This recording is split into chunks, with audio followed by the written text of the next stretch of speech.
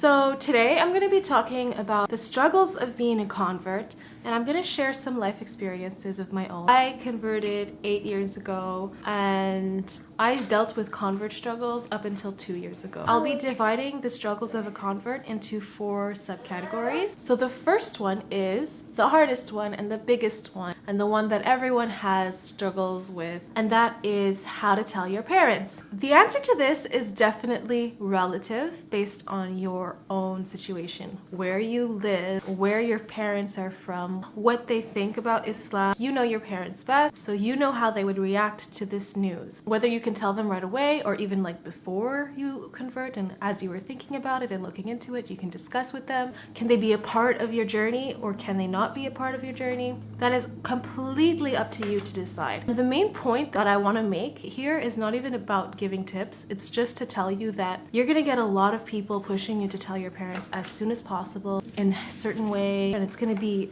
very tough for you. You're going to have a lot of pressure and you're going to be feeling that pressure. You're going to be thinking, am I doing something wrong by not telling them? Am I sinning? In my opinion, I think you should definitely always try your hardest.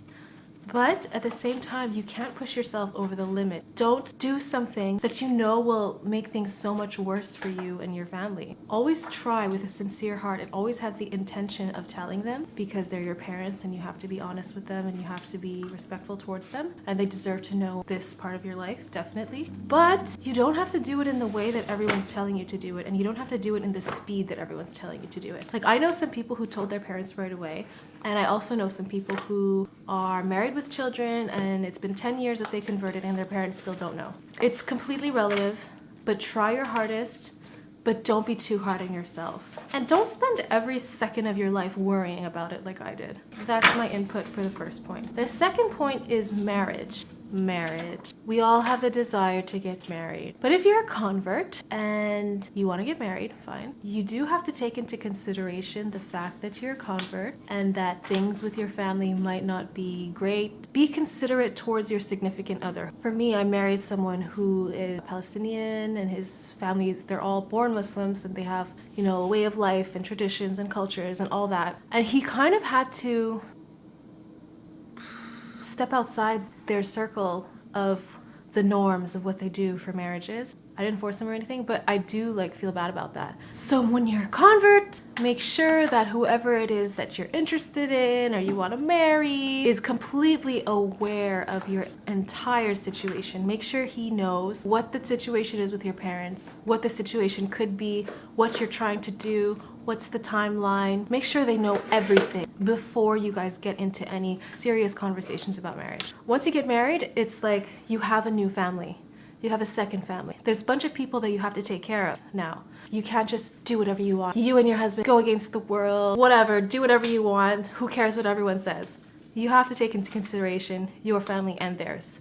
So make sure everything is laid out on the table, and then you guys think about it critically before you get emotionally in love or whatever. And then you can decide whether to go through with this marriage or to say no, or to wait a year. We'll see each other in a year when I figure things out first, or, you know, make those plans before you get emotionally attached, ideally. Obviously. Third point, hijab, praying, eating halal. This point is mainly for the ones who have converted and they still live with their parents. All these things are really hard to do, especially for a girl who wants to wear hijab. My opinion on this is very similar to the first one. I would say try not to be too hard on yourself, and try not to randomly come up to your parents and say, I'm wearing hijab now, can't eat this, and this is me praying 5 times a day. They're gonna freak out. Again, this is relative, but for what I did, and I know a lot of people who did this, I wanted to wear hijab, so I wore it in secret, meaning that I would put it on when I left the house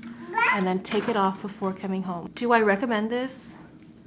I don't know. The stress involved is crazy. When you're wearing the hijab, you're scared you're gonna see an uncle or a relative or something who's gonna tell your parents. When you're not wearing hijab, let's say you're at a restaurant with your parents, you're freaking out that you're gonna see someone from your class. You're always stressed out. And I don't know if if wearing the hijab in secret is worth that stress. If anyone's out there thinking about doing that, it's stressful. and it's going to be stressful. So I just advise that if you're going to do that, try to tell your parents about it. That's probably going to be the easier route. All right, eating halal, avoiding pork. Honestly, if you can have someone in your family that knows, like think of a sibling or maybe your mom or something who can be on your side throughout this journey, that would help a lot. Like the whole time, even though I didn't tell my parents, my sister knew. It was that support system helped a lot. Let's say my mom would say, okay, I'm gonna make pork whatever, and then my sister would be like, no, I don't want to eat that. Like she'd totally cover for me, and it would be totally amazing. Yeah, it would be really easy if you had someone on your side for these things. So,